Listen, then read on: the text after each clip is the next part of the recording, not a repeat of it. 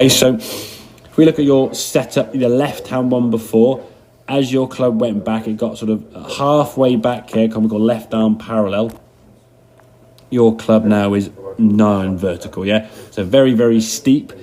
You will be able to get away with it with a 7, 8, 9, and maybe some shots off the ground, but a driver's going to have no chance, okay? And as a result of that steeper angle of attack, when you come back to the golf ball now, it's going to be very hunched outside the line, chopping across it, hitting the ball with sort of very chicken wing left arm, as we can see, and not as sort of efficient as we want to be, okay? So that was kind of your backswing going back.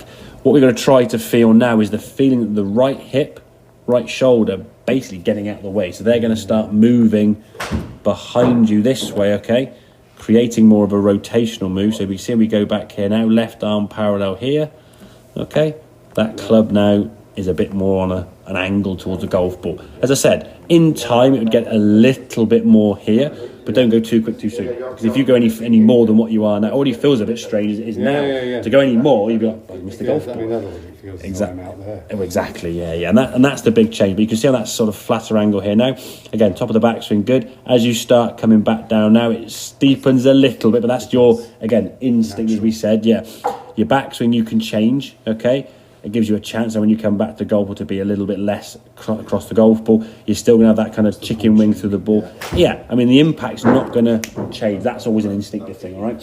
Over time, if we can get that club swinging flatter, what will happen is if you swing flatter and have that same kind of movement to the golf ball, the ball now will start going over here, and you go, I don't want to go there anymore now. Then we'll start being able to swing the club more towards your target, which will take away that element of the sort of the chicken wing. It will increase your efficiency, give you the potential to hit a driver.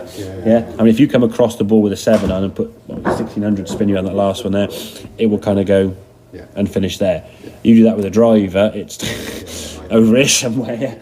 So that's the problem with people with this struggle hitting drivers, because the lack of loft and the lack of forgiveness with that golf club. If you're steep, you're going to struggle. So the feeling for, say, right hip, right shoulders moving better, your arms are just following. What you don't want to do is try to hit the golf club and try and flatten your arms here, or do any sort of radical with your arms, pulling them around here. You just take your shoulders and turn better. It will create the movement for you, yeah? So you're thinking more about what the bigger muscles are doing, rather than trying to be sort of fancy with your hands and arms and trying to manipulate them hands, because that'll give you unlikely. But yeah, decent numbers there towards the end. I mean, 137 was the longest one, 136 was the longest one, with the best strike you had there. So potentially moving towards that 140 range 7-iron, which, hey, that's not short, man. Take that. Yeah, exactly. And I think if you can start hitting a 7-iron towards that distance, the way you'll be doing that means your club will be flatter, which will probably give us a chance to go to the drive maybe next time, then, so we'll actually get more of an efficient hit that way, rather than just sort of just eat a big old slice. Does that make sense? It does make sense. Excellent, good stuff.